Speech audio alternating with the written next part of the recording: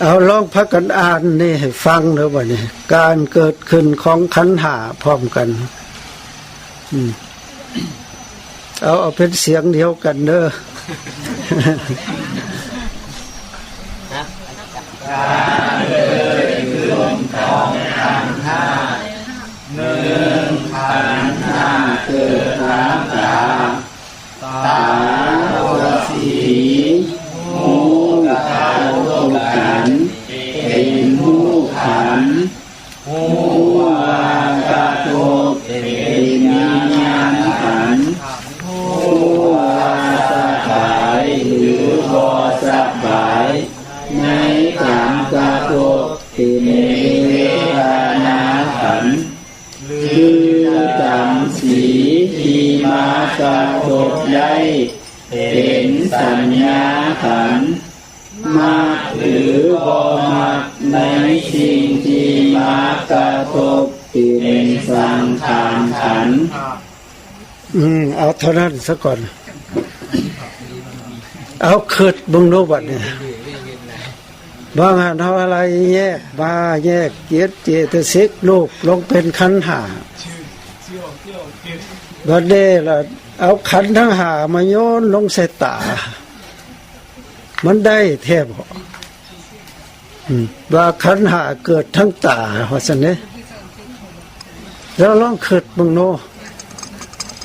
สมมติว่าตากับซ้ำที่พ่อแม่เขาให้มาเนี่ยคันเอาหากองมาโยนลงนี่มันสิบ่เต็มอัดด้วยตาครับจนมื้นตาบ่ได้ก็เราลองคิดบึงโนไปอย่างเพิ่นยังโยนลงแนวนั้นอยากเล่าให้ฟังคันทำความเข้าใจข้อที่1ได้2 3 4 5บ่มีปัญหาเนาะการเกิดขึ้นของขันธ์ห้าเนี่ย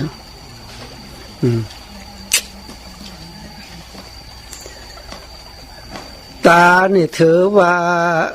เป็นอายตนะภายในเพราะว่าอยู่ในตัวเฮาเนาะสีที่มากระทบนี่อยู่ภายนอกเนาะสีภายนอกมากระทบกับประสาทตาภายในตาก็เป็นรูปสีก็เป็นรูปตาเป็นรูปภายในสีเป็นรูปภายนอกเพิ่นจังเขียนวงเล็บใบอันนี้รูปนะสองอันนี้แล้วมากระทบกันตากับสีมากระทบกันพอกระทบปุ๊บจักขุวิญญาณนึกขึ้นมาทำหน้าที่นะนั่นทำหน้าที่หูที่มากระทบเนาะบ่แม่นสัญญาเวทนาหรือสังขารเบ็ดเข้าใจนี่ขึ้นมารับหูคือจักขุวิญญาณเนี่ยบัดนี้เมื่อใจบ่ฮู้ล่ะทเวทนา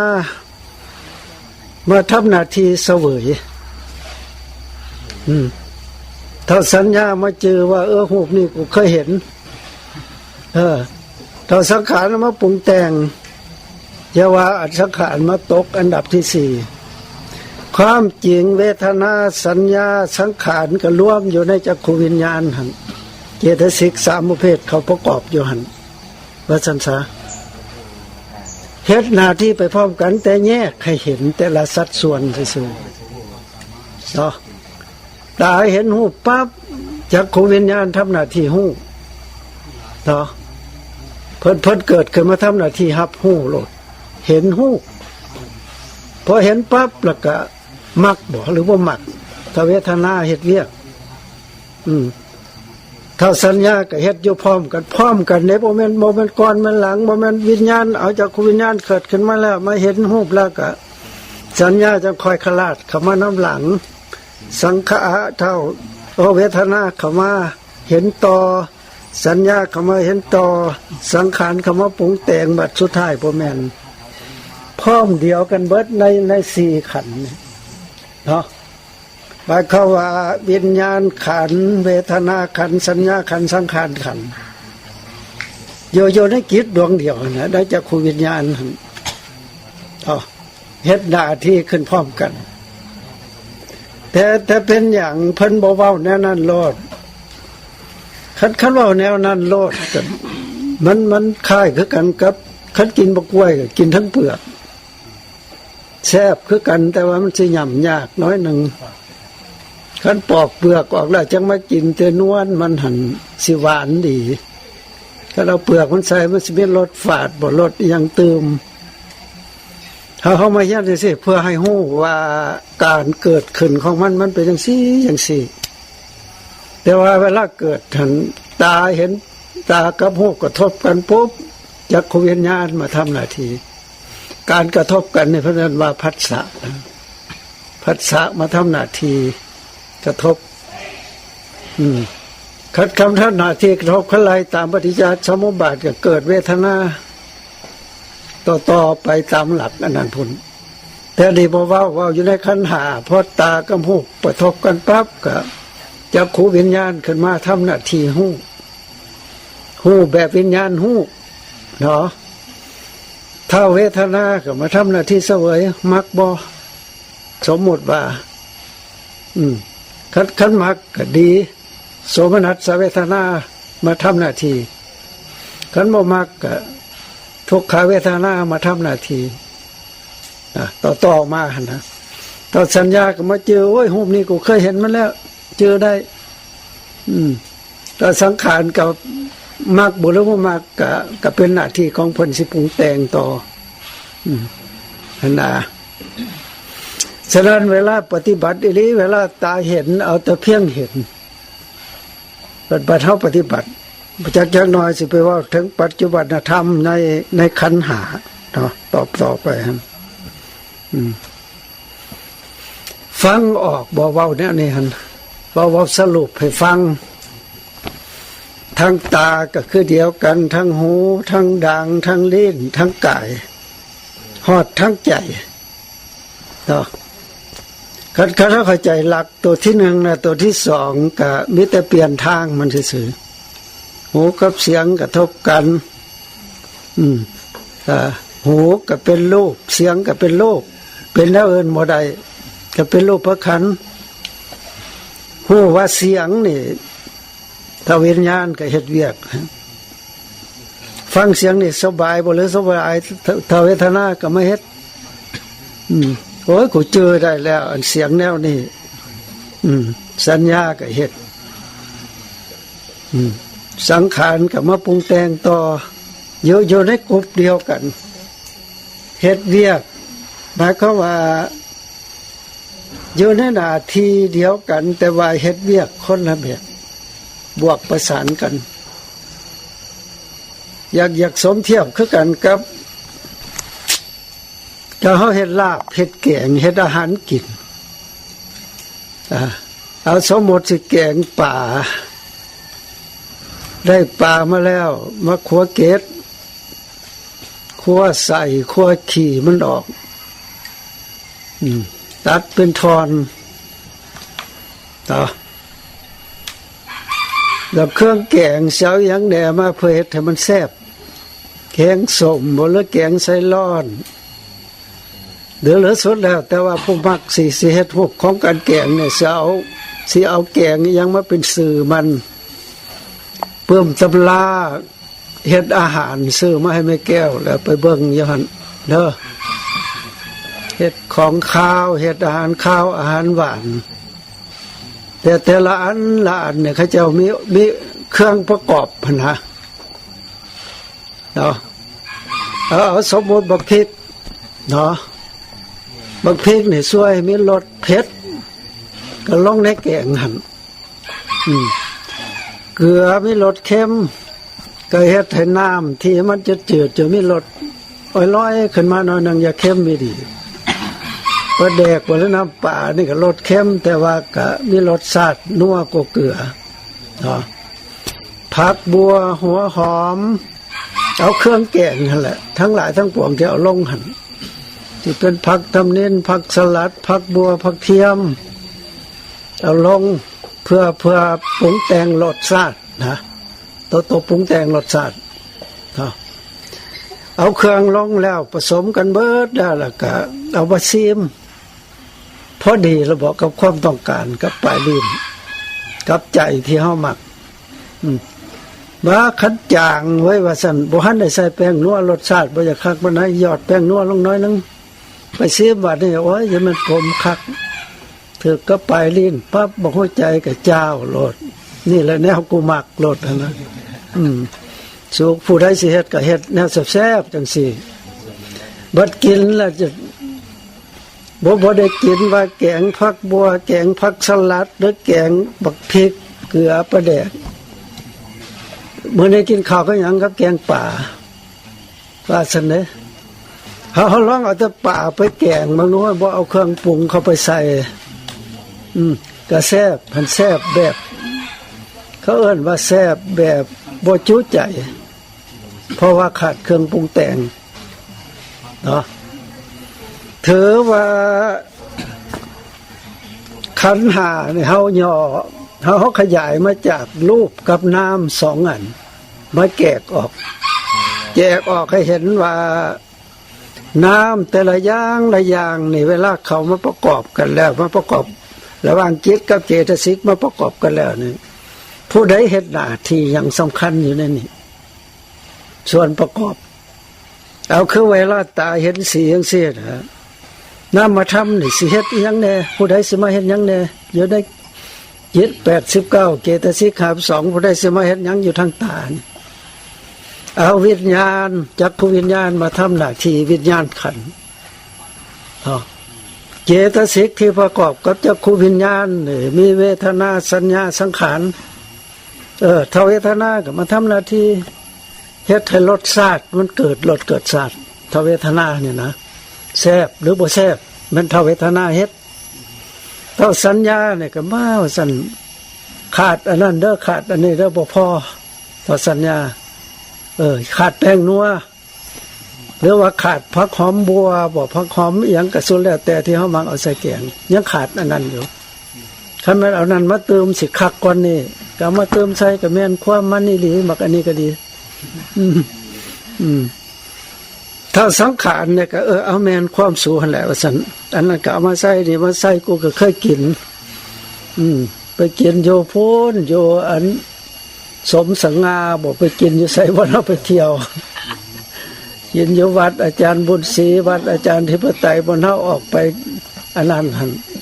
เนาะเพิ่นคือว่าเฮ็ดแซ่บกว่านี้หันบ่ได้ถามว่าเครื่องปรุงเพิ่นหยังกูก็สังเกตอยู่กินไปสังเกตไปแต่เพิ่นเฮามาเฮ็ดอยู่พี่บ่คือหมู่เนาะเนี่ยเท่าสังขารเพิ่นปรุง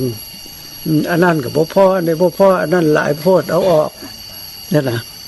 ถือว่าอยู่ในจิตจักขวิญญาณดวงเดียวหั่นแหละ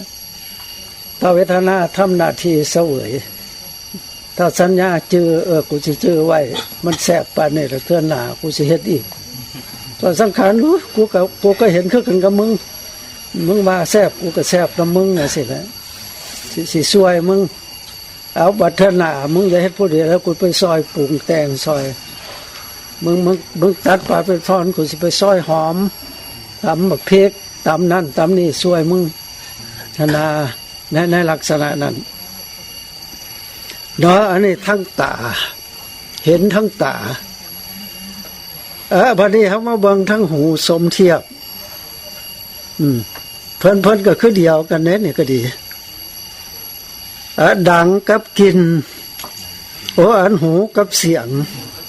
คู่กันของเพิ่นล่ะเนี่ยระหว่างหูกับเสียงกระทบกันเนี่ยผัสสะเท่าผัสสะที่ประกอบอยู่ในวิญญาณเนี่ยมาเฮ็ดหน้าที่กระทบนั่นล่ะทำหน้าที่กระทบเอาของสองอันมากระทบใส่กันระหว่างวัตถุสองอันมากระทบกันเนี่ยเพิ่นเอิ้นว่าผัสสะภาษาบาลีภาษาเฮามันแตะต้องกันมันสึกกันมันสู้กันมันหะกันก็สุดแล้วแต่เฮาสิว่าไปพอสู้กันพับกันสองอันเพิ่นสู้กันเนี่ยเธอว่าฮูบต่อฮูบสู้กันเนี่ยสิเป็นอันอื่นบ่ได้หูก็แม่นฮูบประขันเสียงข้างนอกที่มันกระทบก็แม่นฮูบคือกันก็จัดเข้าในฮูบประขันนั่นเดียวพอกระทบปุ๊บถ้าวิญญาณก็มาละโสตวิญญาณต่อมาเฮ็ดหน้าที่จำกัดได้สมนี่ แลกเปลี่ยนกันบ่ได้สมมติเมื่อคืนนี่เท่าตาเพิ่นไปเบิ่งซีเน่เด็กโพดมานอนหลับบ่ฮู้เมื่อไปสร้างไอ้นุเจ้ามาเฮ็ดหับโหบแทนข่อยได้เด้อสั่นบ่ได้จักนี้เนาะให้หูมาหับโหบแทนตาบ่ได้เท่าตาคันเมื่อยสิใส่หูมาหับอันนี้ก็แทนกันบ่ได้เฉพาะจำกัดหน้าที่ไผหน้าที่ลาวบ่ก้าวไกลกันบ่คัดแย้งกันผู้ได้เฮ็ดหน้าที่ได้เฮ็ดหน้าที่นั่นให้มันหลอดนะฉะนั้นหูกับเสียงก็เท่ากันเนี่ยก็เอาว่าถึงขันหูกับเสียงนี่เป็นโรคแหละเป็นโรคประกัน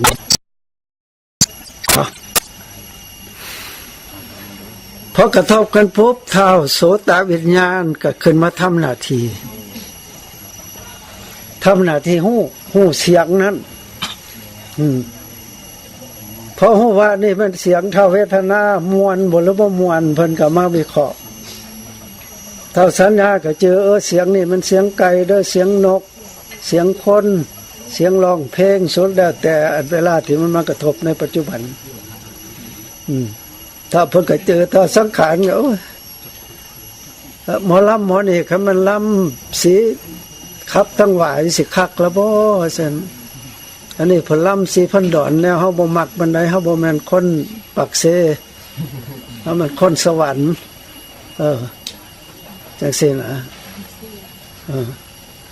วันนี้อันถ้าเวียงจันทน์นี่คันไปยังเกาะเตี้ยสารวันบ่มักเถือไทบ้านนะคุณเขาจะบ่มักได้คันขับเงิมน่ะแม่มึงเบิดมื้อเบิดคืนจังซี่นะปรุงแต่งไปนะฉะนั้นคันเขาเจ้าเฮ็ดบุญมีงานมีหยังน่ะมันเอานี่แหละมางานกันเบิดคืนเอาเขาอัดซีดีไว้เอาอัดอีหยังไว้ก็มาเปิดคันบอกว่าเปิดอย่าให้มันคักเอาแบบสดๆก็ไปจ้างมาโหลดอยู่ทั้งแถวพลหงแถวเมืองทุลคมหมอลำบักคักหมอลำขับเงิมเอาเบิดคืนฮอดมื้อเช้าพอตู้เขียดที่ขับรถก็น้อยหั่นแล้วเราซื้อมาไว้ประจำหั่นนะขับเงิมขึ้นรถปั๊บพอติดรถได้คักๆแล้วก็ป้อนม้วนเทปเข้าหั่นแล้วก็เปิดแล้วขับเงิมเกี่ยวกันเขาเจ้าก็ขับได้จังหวะเป็นก่อนเป็นเรื่องเป็นหยังคักแน่เด้ก็น้อยนั่งอยู่นะหั่นก็พอได้ฟังน้ำลาวเป็นเท่านั้นเราถือว่าบัดเวลาเขาไปกำหนดนี่มันสิแต่กำหนดแต่สองอย่างพอตาได้เห็นปุ๊บใจมันขึ้นมาหู้โลดว่าอันนี้มันหู้เพิ่นให้กำหนดเอาแต่เพียงเห็นแต่ว่าการเกิดขึ้นของมันหันพอตากับหูกระทบกันปุ๊บวิญญาณเกิดเวทนาก็เกิดสัญญาก็เกิดสังขารก็เกิดอยู่น้ำกันมันอยู่ในจิตดวงเดียวนะดวงคมหาภูมิหาภูตัวนี้แล้วก็ดับไปดวงใหม่มากก็ต่อไปก็หับอดีตอารมณ์กับวิเคราะห์วิพากษ์วิจารณ์ไปเพิ่นบ่เอาด้านนั้นบ่ให้ต่อไปเอาแต่เฉพาะปรมัตถ์เอาแต่เพียงว่าเห็นเป็นหูว่าเห็นเป็นนามบัดเวลาเขาสิไปกำหนดเวลาปฏิบัติกรรมฐานตัวอย่างคือเขาสิย่างเสียยกเอาเสียจังหวะยกเป็นหูวากยกขึ้นนี่เป็นนามนี่แหละบายเขาว่าหูกับนามให้มันไปน้ำกันเขามาเฮียนขยายให้มันกว้างให้เห็นว่าอันทำเคลื่อนไหวเด้งติ่งแต่ละบอนมันบ่เป็นแต่ขันเดียวมันฮอดหาแต่ว่าสรุปจากหาลงมาเป็นสองเอาหูประขันกับน้ำมาขันสองขันนี่หมายความว่าผู้หนึ่งเป็นผู้ยืนให้หู ผู้หนึ่งเป็นผู้เข้าไปหู้เพราะว่าให้มันเป็นอารมณ์เดียวบ่ให้หลายอันบ่ต้องไล่ไปเวลาไปเข่าโอ้ไปแกกอยู่ละตายอักลากเราได้เนี่ยตากระทบกันเพิ่นว่าเป็นหูกเนาะว่าซั่นมันยังเนาะต่อมาหันโอ้วิญญาณเอาวิญญาณอันที่สองต่อจากหันได้สันว่าขึ้นอีกสักน้อยโอ้เขาว่าเวทนาเด้เขามาเสวยเสวยแล้วก็สัญญาก็จื้อแล้วจื้อกับหูกอันนั้นอันนี้ได้เขาเห็นมาบางหันมันก็จะไปวิเคราะห์วิจารณ์เบิดสัญญาแล้วก็ไปสังขารอีกพาโทษเราไปเล่นละครบ่แม่นเฮ็ดกรรมฐานไล่ปรมัตถ์ได้ฮอด5ขันธ์อาจารย์ไปสอบเพียงได้เห็นบอกขณะเห็นแล้วบัดเวลาตากระทบก็เป็นรูปขันธ์พอกระทบพึดจากโควิญญาณมันเกิดก็เป็นวิญญาณขันธ์ที่อาจารย์ว่าซั่นวิญญาณขันธ์เกิดแล้วก็เวทนาขันธ์มันก็มาต่อสัญญาขันธ์ดับแล้วก็เวทนาขันธ์มาต่อเวทนาขันธ์ดับแล้วก็สัญญาก็มาต่อสัญญาดับแล้วก็สังขารก็มาต่อที่เขาหน่อยเห็นเบิดนั่นแหละมันสบายตายอากลากเนาะบ่ได้จักดีแต่นั้นเฮาเรียนทฤษฎีเพื่อให้ฮู้ว่าอาการที่มันเกิดขึ้นเวลาเฮากำลังปฏิบัติตัวจริงอย่างนี้แต่ว่าอันนี้มันวิสัยของสัพพัญญุตญาณหรือครูบาอาจารย์ผู้เพิ่นฉลาดเพิ่นสามารถใจแยกได้คึกๆอยู่ในตำราเรียกว่าอาการนั้นนี่เป็นอาการนั้นเป็นนั้นแต่หลักการปฏิบัติของเฮาเพิ่นเอาแต่กายกับใจเพราะว่ากายมีการเคลื่อนไหวย้อนใจเป็นผู้สั่งเวลากายเคลื่อนไหวไปใจเฮาก็ให้ฮู้นำครับมันไปเคลื่อนออกนอกนี้ก็ยดไว้สะก่อนกลับมาฮู้กายก็กระตุ้นใจให้มาโยกับกายให้เห็นคำว่ารูปกับนามแนวนั้นเอาถือว่าขน้อยว่ามันนี่หมู่คือสิเข้าใจเนาะแยกออกให้เห็นเพราะว่าเฮาเรียนทฤษฎีต้องให้มันละเอียดคือแนวนี้เพราะว่าการเห็นได้ยินได้กินได้รสได้สัมผัสแต่ละเทื่อนี่มันขันธ์ห้ามันเกิดพร้อมเกิดพร้อมกันเนาะขันตากับหูมันก็เป็นรูปธรรมส่วนเวทนาสัญญาสังขารวิญญาณนี่ก็เป็นนามธรรมเขาสิได้นำใช้สติปัญญาที่มีอยู่นี่ให้เกิดประโยชน์ต่อการรับรู้อันนี้เนาะ เอาถือว่าหูกับเสียงดังกับกินลิ้นกับรสกายกับเย็นห้อนอ่อนแข็งกระทบกันหมู่นี้คือกันเนาะแล้วได้มาเบิ่งนี้เบิ่งขันธ์ห้าเกิดทั้งใจทั้งสิเป็นจังได๋หั่นสิคือกันบ่กับห้าอย่างที่กล่าวมาหั่น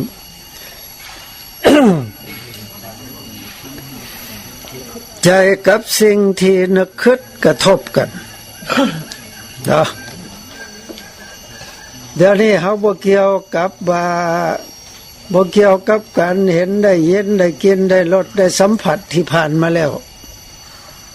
เนาะอันนั้นเป็นอดีตไปแล้วเพราะว่าเฮ็ดกำหนดกรรมฐานเพิ่นเอาปัจจุบันเป็นอารมณ์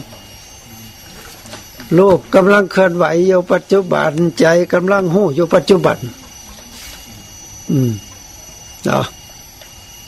ตากำลังเห็นปัจจุบันใจหู้อยู่ปัจจุบันตาการเห็นลวงไปแล้วบ่ให้เอามากำหนดคืนเนาะเพิ่นใส่คำรวมแนวนี้ว่าอดีตบ่ให้กำหนดอนาคตบ่ให้คำนึงเอาปัจจุบันนี่เป็นอารมณ์เนาะ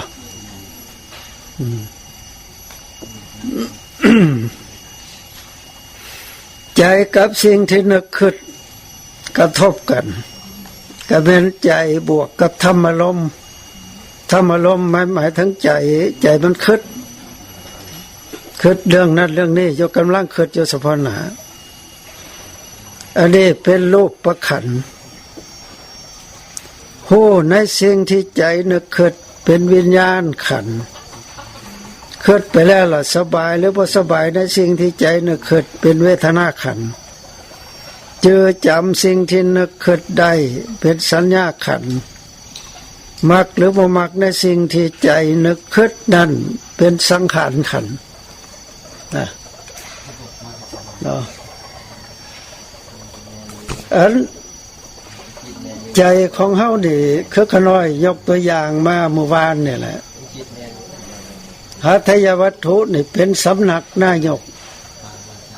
บอนพญากิตราชตั้งเป็นสำนักงานบริหารเมืองกายนครเมืองกายนครมันมีประตูอยู่5ปองเนาะประตูตาประตูหูประตูดังประตูลิ้นประตูกายประตูหกกับประตูใจบนสำนักนายกรูปเสียงกินรสโผฏฐัพพะผ่านมาในประตูทั้งห้าเนี่ยนะพูดแล้วรายงานลงหานายกถ้าหากว่าอัดประตูทั้งห้านี่แล้วยังเหลือแต่ประตูที่6เท่านายกเพิ่นก็คิดของเพิ่นเองอาจจะคิดทั้งเรื่องอดีตแด่อนาคตแด่ขันกำลังคิดถือว่าเป็นปัจจุบันเขากำลังคิดอยู่เป็นปัจจุบันสมมติว่าคิดเอาสิเฮ็ดอีหยังมันบ่ทำให้คิดพอไว้ใจนี่ครับมันเฮานอนบ่หลับอีหลีมันก็ยังคิดนอนเล่นๆนอนบ่ทันหลับนี่ก็คิดนั่นคิดนี่ออกจากเรื่องนี้ไปเรื่องนั้นต่อไปบ่สุด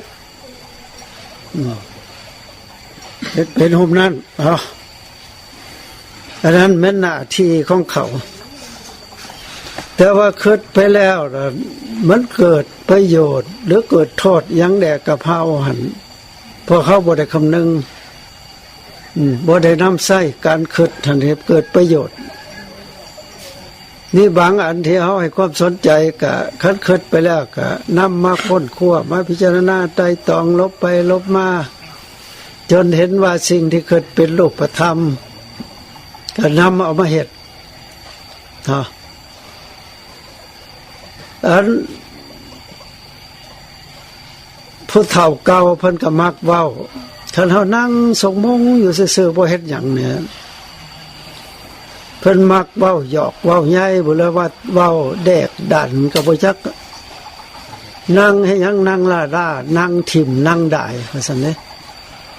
นั่งจงป้องคือคนบ่มีหัวคิดที่แท้เฮาคิดพอตายเพิ่นบ่ฮู้จักว่าเฮาคิดหยังเป็นคนมันก็ใส่หัวคิดได้โดมีหัวไว้เป็นหัวขี้เลื่อยบ่แต่เพิ่นสิอยากเว้าหยอก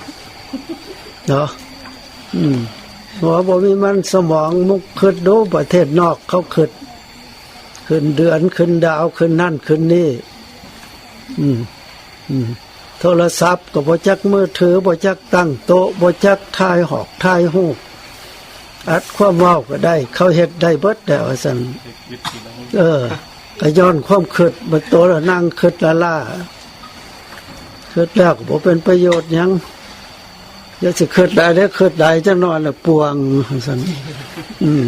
เป็นบ้าว่าซั่น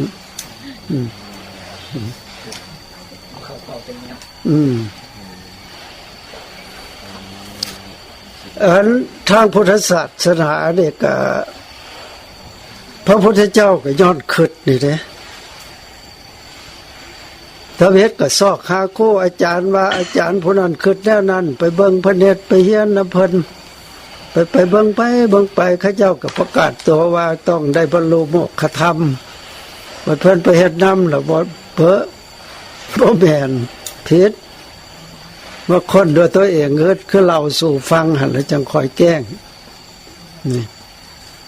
อันนั้นขนาดสร้างความดีบารมี30ทัศมาสมบูรณ์จังใช้เวลาออกค้นคว้าจากสำนักต่างๆ เห็นว่าแต่ละสำนักเพิ่นก็ประกาศตัวว่าค่อยถึงโมกขธรรมถึงนิพพานบัดเพิ่นไปเฮ็ดนำล่ะบ่ห่างออก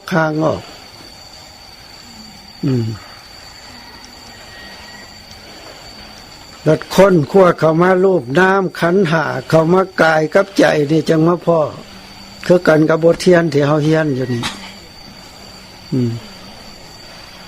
เหตุดีเหตุชั่วนี่เกิดอยู่กับนี่เนาะเกิดอยู่กับใจ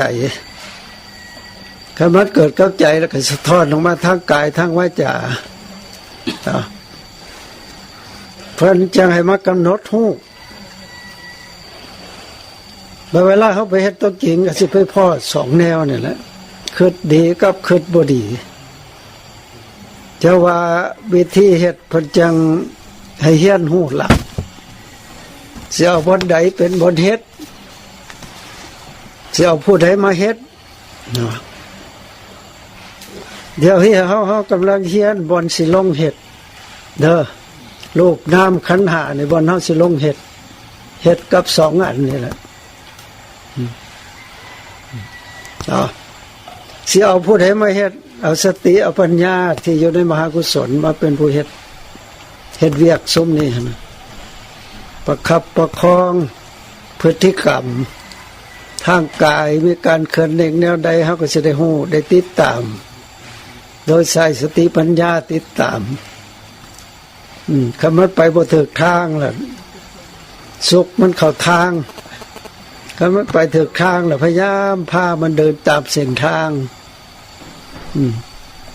ถ้าเขาเดินถูกทางแล้วมันก็ไปตามวิถีของมันต่อทอกับว่าเขาได้พัฒนาสติปัญญาที่มันหมูกโยที่มันเงยหนาอ้าปาก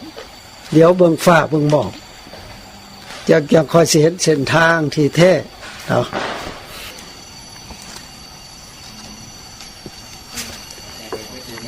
ได้ขันธ์ทั้งหากนี่สังขารขันธ์สำคัญกว่าหมู่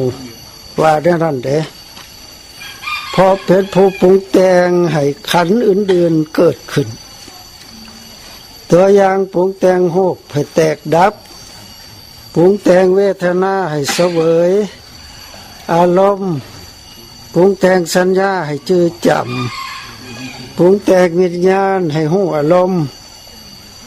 ปรุงแต่งให้หู้งามหรือบ่งามปรุงแต่งให้สูงให้ต่ำให้ดำให้ขาวหังมีทุกข์จนให้สลาดให้โง่จ้าให้เป็นสัตว์ให้เป็นคนให้เป็นเทวดาเป็นต้นล้วนแต่มันสังขารเป็นผู้ปรุงแต่งมันก็แม่นบ่ฮะลองคิดนำเพิ่นมึงเนาะคือเว้าต่างๆเว้าแปลกๆ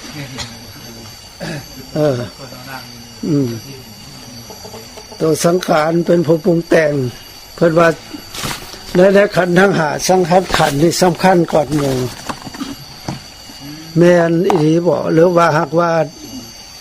ผู้เฒ่าผู้แก่หรือพระพุทธเจ้าตัวเฮาผู้ลูกหลานผู้โง่จ้าให้เชื่อบ่บ่แม่นสิบ่เป็นปานนั้นติเนาะเอาใส่หัวคิดมันสมองนัวอันความเมาแนวจังซี่หั่นนะเฮามาเฮียนมาซอกฮู้ซอกเข้าใจเด้อนี่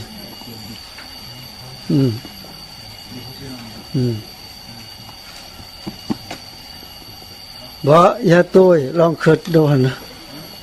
เพิ่นเว้าสิอัญญาก็เชื่อรถบ่หรือว่ายังสิวิเคราะห์สิ่งทุกอย่างพระพุทธเจ้าตรัสไว้ว่าเฮาบ่ได้เว้าให้เชื่อแต่เฮาให้ทางไปปฏิบัติเองก่อนเนาะเว้าแล้วนึงก็คันคือเว้าคืออัญญาเว้าเดี๋ยวพุทธเจ้าเว้าทิ่มเว้าเสียบ่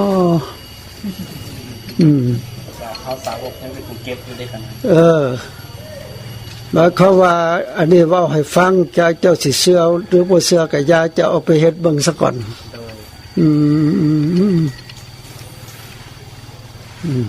คันบ่เฮ็ดเบิ่งแล้วบ่ฮู้บ่เข้าใจเนาะโดยขนาดก็สิบ่ต่างหยังคือเฮากินข้าวเนาะอันกินข้าวกับลาบเห็นหมู่กินข้าวกับลาบ ผู้กินก็ว่าโอ้ยจะมันแซ่บจักผู้ใดน้อเป็นนายสร้างปรุงแต่งลาบแซ่บแท้ๆว่าซั่นเฮาได้ฟังสิแต่เฮาบ่ได้กินก็บ่ได้ฮู้รสชาติว่าแซ่บอีหลีบ่คือที่ผู้กินเพิ่นเว้า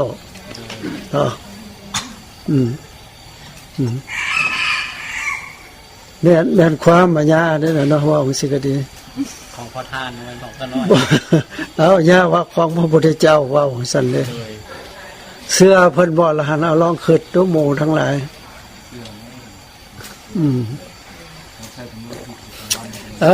เคยว่าคันสมหัญญาบ่ได้มาหาวัดป่านาคตปีนี้บ่ฮู้จังซี่นะยอขันหาบัดนี้ลงเป็นสองรูปขันเป็นรูปประธรรมเวทนาขันสัญญาขันสังขารขันเป็นนามเจตสิกวิญญาณขันเป็นนามจิตนามทั้งสองอย่างนี้มีลักษณะน้อมไปสู่อารมณ์คือกันจึงจัดเป็นนามอย่างเดียวกันเมื่อหย่อลงแล้วจึงมีสองอย่างคือรูปธรรมและนามธรรมซึ่งมาจากขันธ์ห้าเท่านั้นแกกออกแล้วก็ย่อลงอีก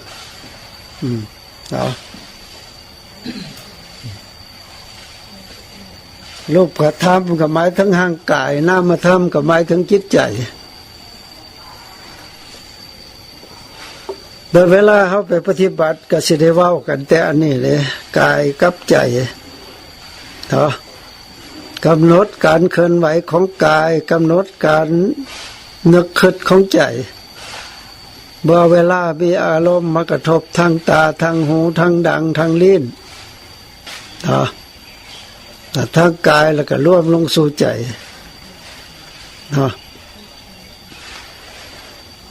เอาถือว่ามาฮอดดีแล้วเข้าใจแล้วว่ากายกับใจเขาได้แยกออกเป็นห้ากองโดยเอาปรมัตถธรรมสามคือรูปปรมัตถ์จิตปรมัตถ์เจตสิกปรมัตถ์มาร่วมกันสามปรมัตถ์ส่วนนิพพานท่านบ่ได้อยู่ในนี้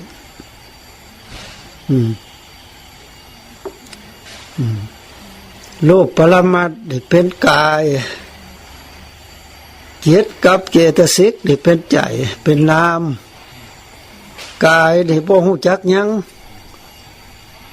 บ่ว่าส่วนใดของร่างกายบ่มีความรู้สึกหยังบ่มีความรู้สึกนึกคิดใจพุ่นเป็นผู้ฮู้บ่ว่าเขาจะยืนนั่งนอนคู่เหยียดเคลื่อนไหวก้มเงยเลี้ยวซ้ายเลี้ยวขวาทางกายใจเป็นผู้สั่งและใจก็เป็นผู้หู้นำเวลาสิสั่งให้ไปใส่ยางไปใส่ใจก็คิดไปนำแต่ส่วนใหญ่คันเฮาบ่ปฏิบัติกรรมฐานเมื่อใจสั่งแล้วก็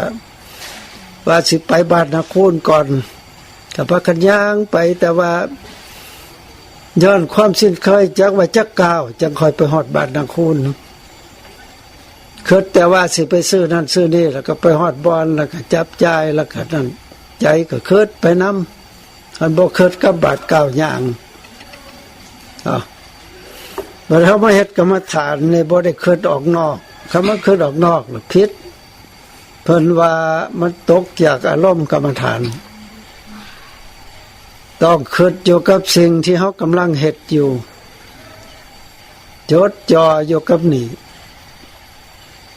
เป็นแนวนั้นอันนี้นะเอาเขาเฮียนมาอยู่เอากายเอารูปเอาเวทเอารูปปรมัตถ์เอาจิตปรมัตถ์เจตสิกปรมัตถ์มาเป็นแจกออกจากกายกับใจแล้วขยายออกมาเป็นขันธ์ห้าตาหูดังลิ้นก็อยู่ในรูปปรมัตถ์แต่ว่าสิแกกอีกแนวหนึ่งบัดนี้เพื่อเฮาสิได้นำใช้ให้ฮู้จัก ก่อนสิใช้หยังให้มันเป็นประโยชน์เฮาสิได้รู้จักว่าผู้นี้เฮ็ดหน้าที่หยังเนาะมีคำว่าหนึ่งเพิ่นเอิ้นว่าอายตนะ12เนาะทั้งที่เฮาใช้มาตั้งแต่มีประสาทสัมผัสเกิดแล้วแต่ก็บ่ฮู้ว่ามันเหมือนหยังฮู้จักแต่ตาหูดังลิ้นกายใจแบบธรรมชาติก็บ่ปฏิเสธว่าเฮาบ่ได้นำใช้ให้เกิดประโยชน์แต่ว่าประโยชน์ส่วนใหญ่ที่เฮานำใช้นี่เพื่อการดำรงชีวิตมีใช้ตามีตาก็ใช้ตาเป็นประโยชน์มีหูก็ใช้หูให้เป็นประโยชน์มีดังมีลิ้นมีกายก็ใช้เป็นประโยชน์ในการดำรงชีวิตอยู่มีใจก็ใช้ใจให้เป็นประโยชน์ในฝ่ายโลกีแต่ว่าการนำใช้ลังเทื่อก็เกิดประโยชน์สูงสุดลังเทื่อก็อัปประโยชน์พอเข้าไฟในฝ่ายโลกีในการดำรงชีวิตประจำวันเขามาเฮียนกรรมฐานในพระพุทธเจ้าสอนให้ใส่ตาหูดังลิ้นกายใจให้เป็นประโยชน์เพื่อส่งเสริมในการก่อสร้างสติปัญญายกระดับความรับรู้ความเข้าใจให้สูงขึ้นจากสมมุติเข้ามาสู่ปรมัตถ์ฉะนั้นต่อไปนี่กายกับใจนี่สิมาแยกออกเป็นอายตนะน่ะได้บ่นะผู้ใดสิตกอยู่ในอายตนะใดหั่นพอเฮาจะคอยเบิ่งอายตนะนี่แปลว่าสภาวะที่ต่อเนาะต่อตัวนี้คือยังจิตเดเกตสิกให้เกิดขึ้นมีอยู่สองอย่างบนต่อให้จิตเกตสิกเกิดขึ้นเอาสมมติตาต่อเอาหูเวลาหูมากระทบตาก็ผู้ใดเกิดจักขวิญญาณเดี๋ยวเขาว่ากันมาว่าจักขวิญญาณมาทำหน้าที่หู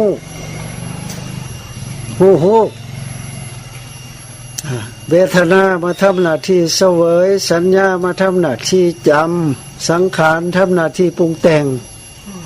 นั่นนะอยู่หันบัดนี้เปลี่ยนจากหันมาเป็นอายตนะ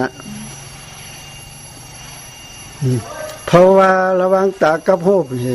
มันกระทบกันละพาให้เกิดจักขวิญญาณหมายความว่าต่อให้หูต่อหูกระทบกันแล้วต่อให้ใจเกิด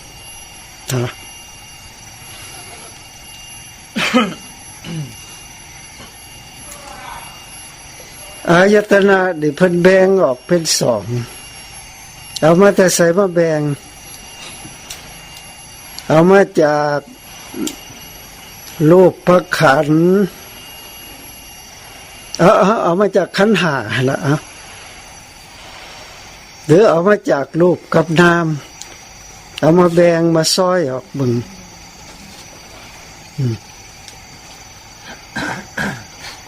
เดิงอายตนะภายในมี6มีตาหู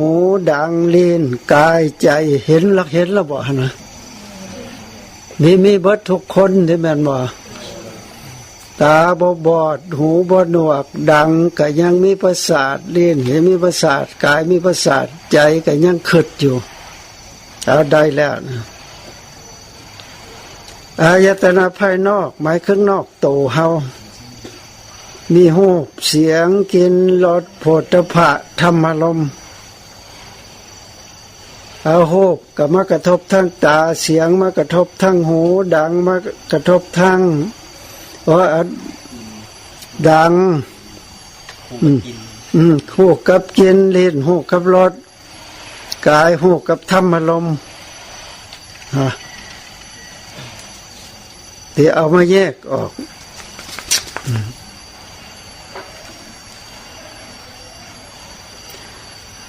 เบื่อแยกออกแล้วกับเพิ่นก็มาจัดเนี่ยนี่ว่าอายตนะ12อย่างนี้ถ้าจัดเป็นรูปนามคือเป็นกายกับใจแล้วจะได้ดังนี้เธอตาหูดังลิ้นกายนี่ทางภายในหาอย่างและรูปเสียงกลิ่นรสโผฏฐัพพะอีกหาอย่างทางนอกอันนี้จัดเป็นรูปธรรมใจนี่จัดเป็นนามธรรมส่วนธรรมารมณ์คือภาษาทะลุภาสุขมรูป16จิต89เจตสิกขับ2นิพพาน1บัญญัติ1เหล่านี้เป็นได้ทั้งรูปทั้งนามตัวนี้ละมูสิกขาตัวเป็นได้ทั้งรูปทั้งนามธรรมารมณ์องค์ธรรมของธรรมารมณ์ภาษาทะลุภาสุขมรูป16นี่เป็นรูปธรรมเนาะ7 8 9เจตสิกขา12นี่เป็นนามธรรมนิพพานบัญญัตินี่นอกจากขันธ์ทั้ง5แล้วเนาะเอาเบิ่งคักๆแล้วคิดเบิ่งดูเพิ่นแบ่งออกจังซี่ก็ถูกบ่หรือว่าผิดแม่นบ่หรือบ่แม่นอันนี้เรื่องเฮาใช้ประจำวันอยู่ได้นี่เด้อตั้งแต่นอนตื่นขึ้นมาถึงปัจจุบันแล้วสิใช้ต่อจากนี้ไปฮอดนอนหลับ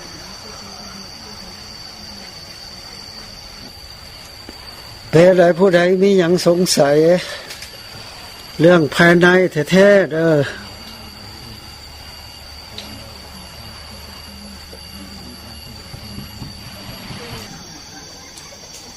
เอานี่ถือว่าใบเฮียนหู้แบ่งลูก28แบ่ง7 89เกตสิกขา12ลงเป็นอายตนะแต่ยังเอานิพพานบัญญัติมาเติมซะอีก